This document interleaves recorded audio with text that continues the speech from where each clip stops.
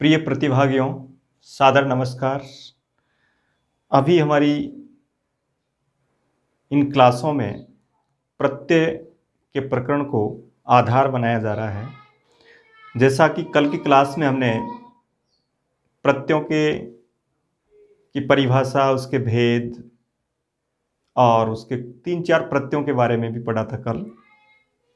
मैं समझता हूँ कल की क्लास में जो आपने प्रत्यय पढ़े थे उन उदाहरणों को आप आराम से हल कर सकते हैं। जो 3-4 चीज़ें मैंने उसमें आपको बताई थी उनको आपको थोड़ा सा ध्यान रखना है कि वहाँ पर एक तो 2 प्रत्ययों को बारे में अगर हम अच्छी तरह से जान जाते हैं, 2 प्रत्ययों की पहचान को अच्छी तरह से कर लेते हैं, तो तीसरा प्रत्यय और चौथा प्रत्यय अपने आप क्लियर हो जाता है। उसमें किसी और आगे पढ़ने की कोई आवश्यकता नहीं होती।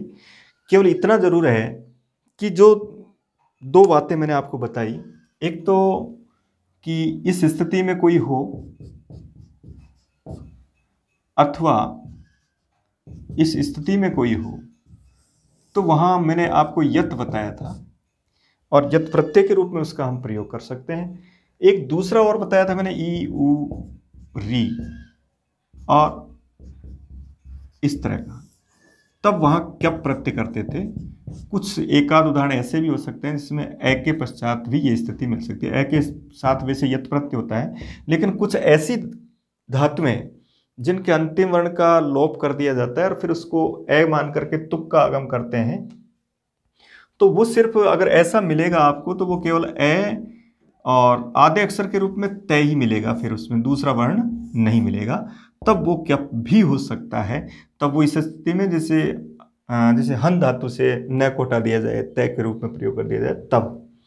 तो ये केवल कितना शॉर्ट है, इसके आधार पर इन 3 शॉर्ट सूत्रों के आधार पर हम 4 प्रत्यय पढ़ चुके हैं कल, और उनको आराम से हम बता सकते हैं कि यहाँ कौन सा प्रत्यय है।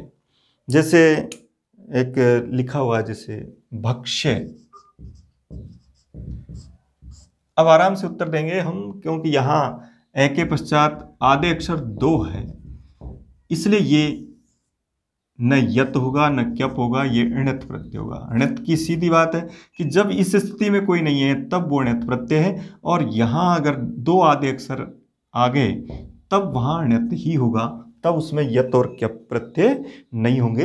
इस तरीके से हमने 4 प्रत्यय इसके अंतर्गत कल पढ़े थे। आज हम इसके आगे ये ल्युट और अनियर के बारे में पढ़ रहे हैं। तो देखिए ध्यान से, ल्युट और अनियर को भी जैसे इसको आपने तैयार किया है उसी प्रकार ल्युट और अनियर को भी हम पूरा कर सकते हैं।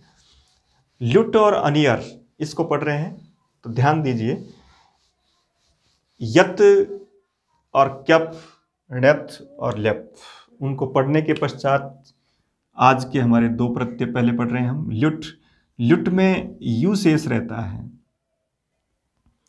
और अनियर में अनीय शेष रहता है। जब हमारी पहली क्लास थी तो उसमें मैंने आपको बताया था कि संज्ञा प्रकरण के अंतर्गत एक इत संज्ञा का टॉपिक आया था। इत संज्ञा का मतलब प्रत्यय में से जो भाग हट रहा है, इसका मतलब वो इत संज्ञा का है। इसका मतलब टैवित संज्ञा का लैवी है। अब इसमें बच क्या रहा है, यू। इसमें अनियर में रे इत संज्ञा का है, इसका मतलब इसमें क्या बच रहा है, अनियर। तो सबसे पहले तो यही देखो, यहीं से इस प्रत्यय के बारे में अच्छी तरह से पढ़ें। यहीं से क्वेश्चन स्टार्ट हो रहा है। ये पूछा जा रहा है कि जैसे मान लो कोई प्रश्न दिया उसने पठनम, और पूछा कौन सा प्रत्यय, उसमें यू भी दे देगा, ल्युट भी दे देगा, तो प्रत्यय का नाम जब पूछ रहा है तब तो यही भरना है आपको, ठीक है। दूसरा ये कह देता है जैसे पठनीय में कौन सा प्रत्यय, वो अनिय भी लिखेगा और अनियर भी लिखेगा, तब प्रत्यय का नाम पूछता है तब तो आपको अनियर ही भरना है। दूसरा पूछता है कि ल्युट प्रत्यय में क्या शेष रहता है, तब आपका उत्तर क्या होना चाहिए, यू। अनियर में क्या शेष रहता है, तब आपका उत्तर होना चाहिए अनिय। तीसरा स्टेप इसका यह है, दूसरा स्टेप यह है कि यहां ये जो यू है इसको अन आदेश होता है। ल्युट प्रत्यय में जो यू शेष रहता है उसको अन आदेश होता है, अनिय को कोई आदेश नहीं होता, यही रहता है। इसलिए प्रथम पर प्रत्यय के नाम, दूसरे पे क्या शेष, तीसरे पे कोई आदेश विशेष हो तो उसको लिखें। तो यू की जगह क्या आदेश, अनादेश। अब देखिए अगला नंबर, इन प्रत्ययों में सामान्य प्रस्तावना भूमिका के रूप में ये चीज़ें भी हमको याद रखनी है, कभी कभी इस तरह के भी प्रश्न आ जाते हैं। तो अब देखिए यहाँ अगला है कि अब ल्युट प्रत्यय और अनियर प्रत्यय को आगे क्या चेंज कर रहे हैं हम। तो ल्युट प्रत्यय और अनियर प्रत्यय दोनों ही ऐसे प्रत्यय हैं जिसमें धातु को गुण किया जाएगा, गुण होगा।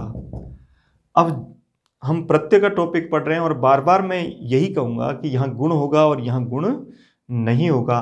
तो जहाँ गुण होगा उसके लिए आप ये संदर्भ याद कर लें कि गुण का मतलब जिन धातुओं के अंत में ई होगा, उ होगा, री होगा, उनके स्थान पर हमको गुण करना है। ए करना है, उ को ओ करना है, री को अर करना है, ऐसे इस तरीके से गुण करना है। 3 गुण होते हैं हमारे, ए ओ ए।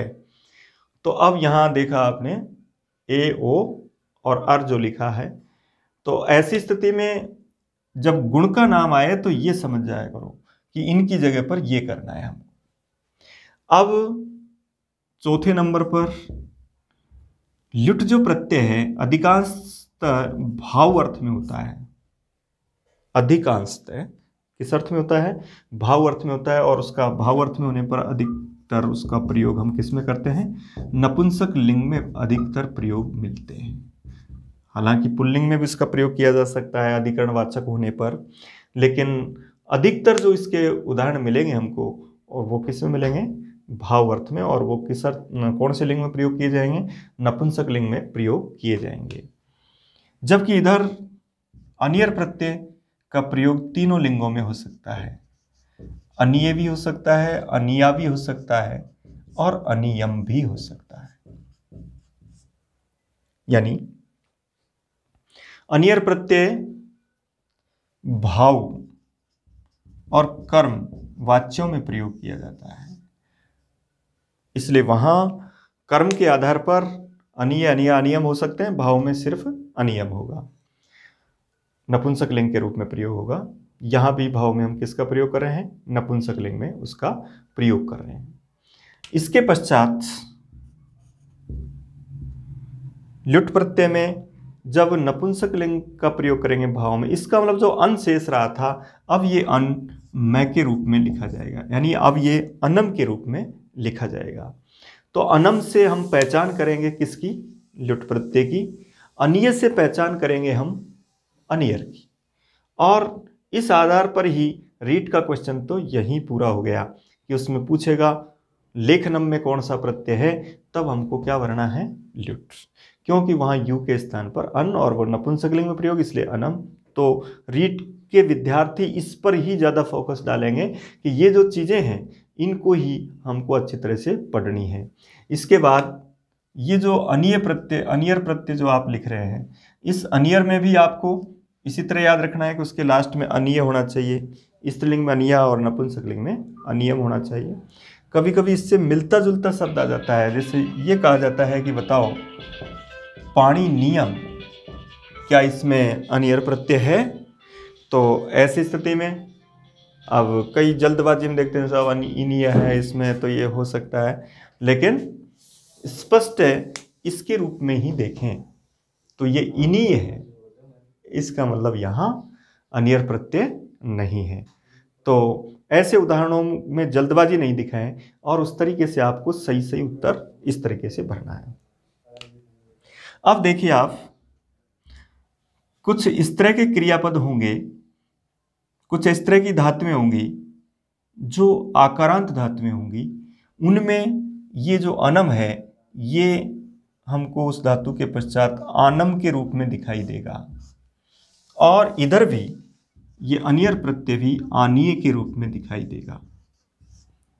इसलिए याद रखें कि अनम होने पर भी ल्युट प्रत्यय है, लेकिन मान लो वो धातु आकारांत है तो वहां अनम की जगह आनम भी मिलेगा। अनिय के रूप में अनियर प्रत्यय बताना है, लेकिन मान लो वो आकारांत धातु है तो उसको अनिय के रूप में भी आपको अनियर प्रत्यय बताना है। जैसे मान लो यहाँ दा धातु है, तो दा धातु आकारांत है, इसका मतलब दानम ही आएगा, और यहां क्या बनेगा? दानीय। इसको थोड़ा आगे बढ़ाते हुए हम ये देख रहे हैं, इसको भी बार बार ये कई बार आएगा इस तरह से आकारांत धातु में। तो इसमें अच्छी तरह से याद रख लो, आ, ए, आई, ओ, औ, ये सब यहाँ पूरी की पूरी आकारांत धातुएं ही मानी जाती है। इसलिए इन पांचों को आकारांत ही समझें और इन पांचों के साथ उनको सबको हटा दें और उसके व्यंजन जो वर्ण है उसमें आपको आनम जोड़ना है, उसमें आपको आनीय जोड़ना है। इस तरीके से इन दोनों बातों को आप अच्छी तरह याद रखें, और दोनों बातें जब याद रहेगी तो निश्चित रूप से हम ल्युट और अनियर प्रत्यय के उदाहरणों में प्रत्यय बता सकते हैं, धातु से प्रत्यय जोड़ करके शब्द रूप भी बना सकते हैं। अब इनके उदाहरणों के बारे में पढ़ रहे हैं। एक बार वापस देखिए, ल्युट प्रत्यय यू शेष रहता है, उधर अनियर में अनीय शेष रहता है। इसमें यू को अनादेश होता है, लेकिन इस प्रत्यय का प्रयोग अधिकतर भाव में होने के कारण नपुंसकलिंग होता है तो अनम आएगा। और उधर ये तीनों लिंगों में प्रयोग चलता है, अनीय, अनीया या अनियम हो सकता है। इसमें दोनों ही प्रत्ययों में धातु को गुण होता है, यानी ये परिवर्तन होता है। इस परिवर्तन के रूप में हमको चेंज करना है। यहाँ एक जो है ये थोड़ा सा याद रख लें कि ये जो ई उ री है, ये मान लो एक तो उपधा में ई मिलता है, इस चीज़ को भी आप अच्छी तरह से यहाँ क्लियर कर लें। एक ऐसा आएगा, इस तरह की लाइनें बार बार आएगी, उपधा में ई उ री के स्थान पर ये परिवर्तन होगा। और इसी को ये लिखें, अंत में ई अथवा ई, उ अथवा दीर्घ उ, री अथवा दीर्घ री होने पर इनको जो गुण होगा उसमें, अब ई को आप गुण करेंगे, ई को गुण क्या होता है, ए। तो जैसे मान लो नी धातु है, तो नी धातु को ल्युट प्रत्यय किया आपने। अब नियम आपने देखा कि ई को गुण होता है तो ए गुण कर दिया, तो ने, और ल्युट प्रत्यय में क्या बढ़ता है, अनम। तो अब याद रखो, ने प्लस अनम जो लिखा, एक संधि पढ़ी थी हमने, अयादि संधि, क्योंकि यहाँ स्वर के पश्चात स्वर है तो अयादि संधि हो जाएगी, इसलिए एक ही जगह अयादेश होगा और क्या रूप बनेगा, नयनम। इसका मतलब अब इसको थोड़ा सा चेंज कर लें पढ़ने के दृष्टिकोण से। सामान्य नियम तो यह है, पढ़ने के दृष्टिकोण से आप ऐसा याद कर लें कि भाई उपधा में ई उ री आएगा तो उसको हमको ये चेंज करना है, ए ओ अर। और अगर धातु के लास्ट में आता है ई उ, उपधा और अंत का मतलब समझ गए आप। उपधा से तात्पर्य है जैसे लिख धातु, और अंतिम से तात्पर्य है जैसे नी धातु। तो अब देख रहे हो आप, लिख धातु में ये ई है, लय के पश्चात ई है, और ख से पहले ई है, लय और ख के बीच में ई है, इसलिए ये उपधा कहलाता है। उपधा की परिभाषा है अंतिम से पहला वर्ण उपधा कहलाता है। अंतिम से पूर्व का वर्ण या पहला वर्ण, तो जैसे ख से पहले ई है तो ये ई को उपधा कहेंगे। इसका मतलब इस ई के स्थान पर हमको ए गुण करना है, तो लिख धातु में ल्युट प्रत्यय करेंगे तो लेखनम हो जाएगा। ये तो हुआ उपधा। और एक अंत, अंत का मतलब लास्ट में ई है, तब लास्ट में ई है तो उसको ए होगा और फिर आदि होगा। तो इतना पढ़ने के दृष्टिकोण से आप तो एक ही लाइन याद रख लो कि ल्युट और अनियर प्रत्यय में अगर धातु के अंत में ये वर्ण है तो ई और ई है तो उसको अयनम जोड़ देंगे, यही कर लो आप। उसके ई को हटा करके अयनम जोड़ देंगे, ऊ है तो उसको अवनम जोड़ देंगे, और री है तो उसको अरणम जोड़ देंगे। इसके आधार पर ल्युट और अनियर के समस्त उदाहरणों को आप कर सकते हैं। तो अब जब इसमें अयनम कर दिया तो अब सीधा ल्युट और अनियर को एक साथ पढ़ने का औचित्य क्या है? ल्युट और अनियर को एक साथ पढ़ने का कारण यह है कि दोनों में समान स्थिति होती है। समान स्थिति से तात्पर्य यहाँ लिख धातु को लेख करेंगे, लेखनम हो जाएगा। केवल इतना सा अंतर है, लेखनम में जो आपने मैं लगाया है उसको हटा दें और उसकी जगह ई जोड़ दें तो वो अनियर प्रत्यय बन जाएगा, क्योंकि उधर अनी है और ये अन है, तो इस मैं को हटा करके उसको ई जोड़, जैसे लेखनम आया तो अनियर प्रत्यय जोड़ेंगे तो लेखनीय हो जाएगा। इसलिए दोनों को एक साथ पढ़ते हैं। तो ये चेंज, अब जैसे मान लो नी धातु है तो ल्युट प्रत्यय करेंगे तो नयनम, और अनियर करेंगे तो मैं हटा दो ईए जोड़ दो नयनीय। इसी तरह से भू धातु है तो भवनम, अवनम हो जाएगा, और अनियर प्रत्यय है तो भवनीय। री धातु है जैसे क्री धातु है तो कर्णम, और उधर हो जाएगा कर्णीय। इस तरीके से ल्युट अनियर के उदाहरणों को अब हम इनके कुछ उदाहरण लिख रहे हैं। उदाहरणों को इस तरीके से समझें आप। अब उदाहरण देखिए आप, एक क्रम देखेंगे हम। जिस जिस प्रकार की धातुएं होती है समस्त प्रकार की धातुएं इसमें आ जानी चाहिए, ताकि उस तरह की जितनी भी धातुएं होंगी उनको उस तरीके से आपको परिवर्तन करना है। उसके अतिरिक्त भी अगर कोई धातु आती है तो भी आप उसके आधार पर कर सकते हैं, इसलिए हम क्रम ले रहे हैं। सबसे पहले हम कुछ आकारांत धातुएं ले रहे हैं। देखिए, तो आकारांत धातुओं में जैसे दा धातु है, जैसे धा धातु है, पा धातु है, या धातु है, मा धातु है, ज्ञा धातु है। इसी तरह से मैंने एक बात और कही थी कि आकारांत धातुएं ए ऐ ओ औ भी आकारांत ही होती है। जैसे गई धातु, जैसे ध्ययी धातु, जैसे सो धातु। ऐ भी आ माना जाता है, ओ भी आ माना जाता है। इस तरीके से आ, ए, ऐ, ओ, औ समस्त ऐसी धातुएं आकारांत धातुएं ही कही जाती है, और उनको आप हर जगह, कल भी मैंने ये पांचों चीजें वहां पढ़ाई थी, जिसके आधार पर हमको इन पांचों को आ ही समझना है। और इसके आधार पर ये ध्ययी, सो, एक है जैसे भा धातु है। आकारांत जितनी भी क्रियापद उनको सबसे पहले ले रहे हैं हम, और उनका देखिए परिवर्तन क्या पढ़ा था हमने। ल्युट प्रत्यय में आकारांत धातुओं को क्या करना होता है, अनम नहीं करना होता, आनम करना होता है। तो क्या हुआ देखिए, ये इसका मतलब दानम। सब पूरा का पूरा लिख सकते हैं आप।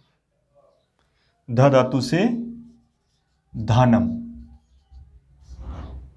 पा धातु से पानम, या धातु से यानम, मा धातु से मानम, ज्ञा धातु से ज्ञानम, गई धातु से गानम, और ध्ययी धातु से ध्यानम,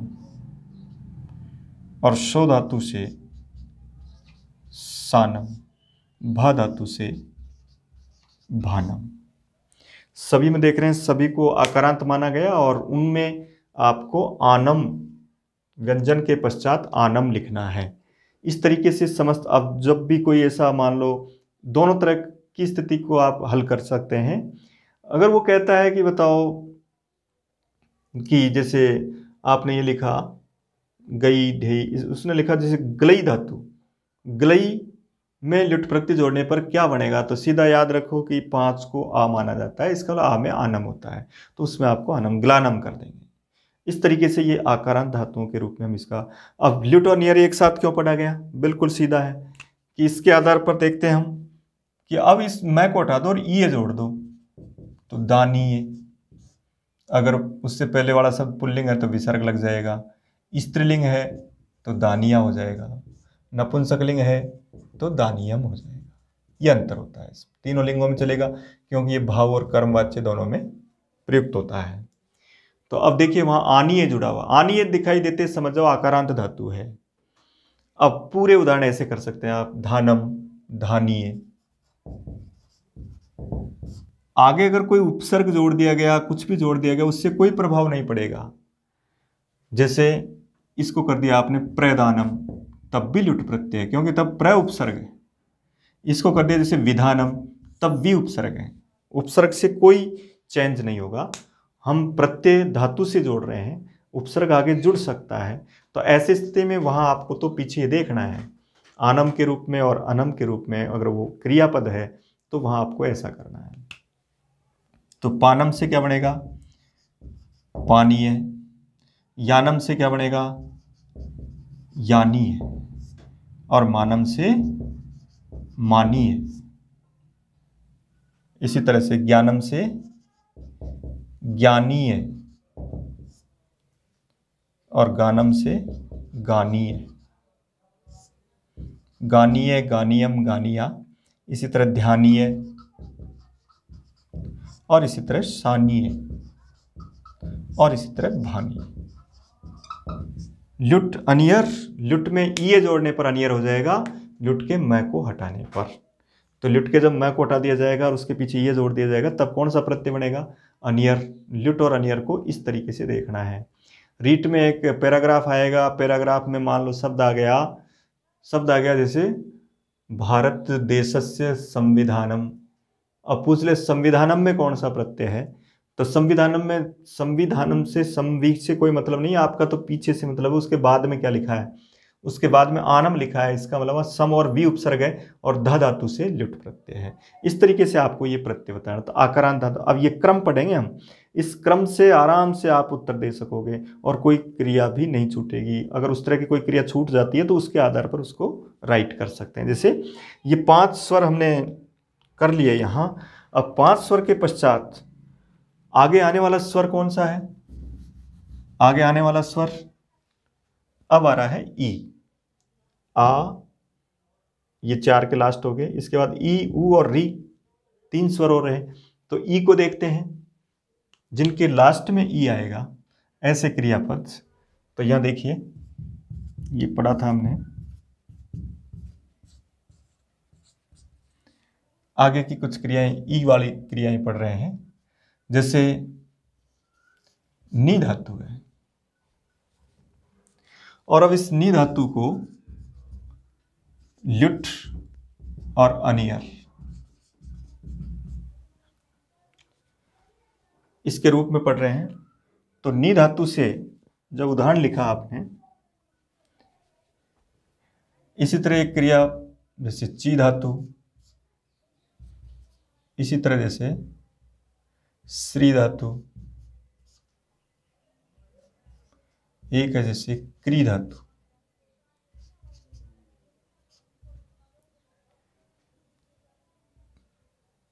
इसके बाद ह्रस्व ई भी हो सकता है और दीर्घ ई भी हो सकता है। अंत में मैंने दोनों लिखा था, ई और ई दोनों का प्रयोग, लेकिन उपधा में ह्रस्व ही आता है, इसमें दीर्घ का भी प्रयोग कर सकते हैं। तो जी के रूप में।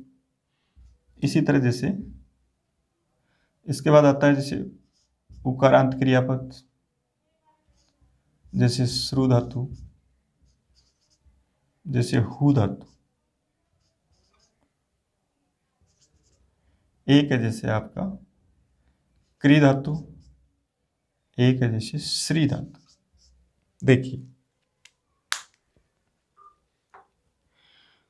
सब तरह के क्रियापद हो गए। एक अकारांत धातुएं बहुत कम होती है और उनके का लोप भी हो जाता है, इसलिए उससे कोई संबंध नहीं है, वो फिर हलंत में आ जाती है। आ से स्टार्ट है हमारी, और आ वाली क्रियापद, उसके बाद ई आया, उसके बाद उ आया, उसके बाद री आया और उसके बाद ए आई ओ। तो इस तरह से समस्त प्रकार की धातुएं आ गई।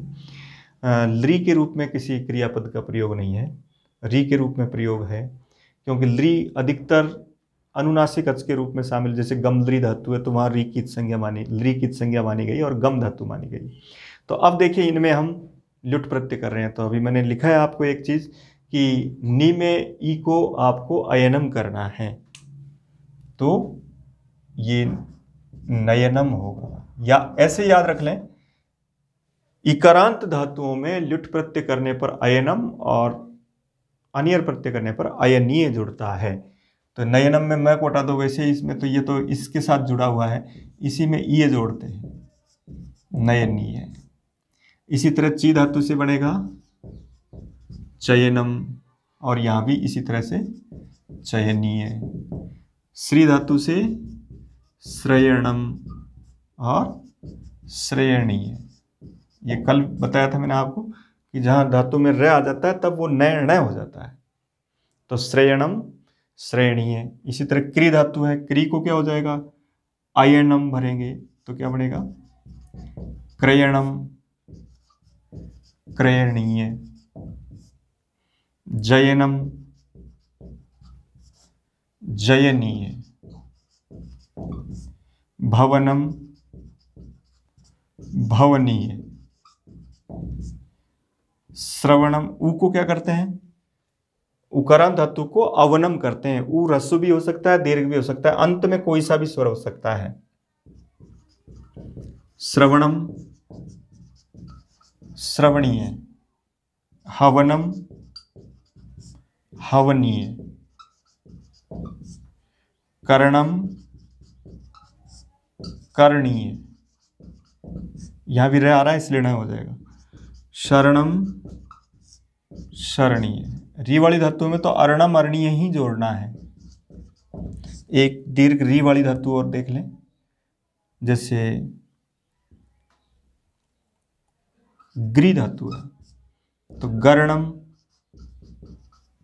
गर्णीय, दीर्घ री होने पर भी अर्णम ही करना है, दीर्घ ऊ होने पर भी अवनम ही करना है, दीर्घ ई होने पर भी अयनम ही करना है।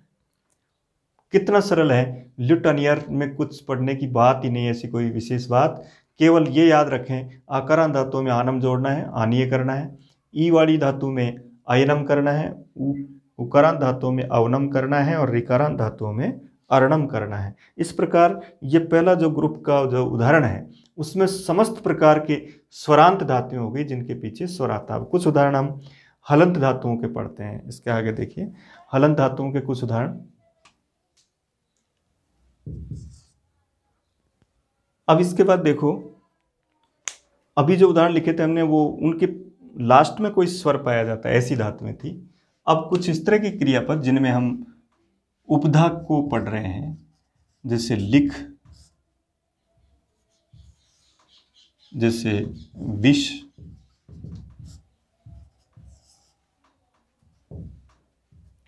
इसी तरह जैसे बुध,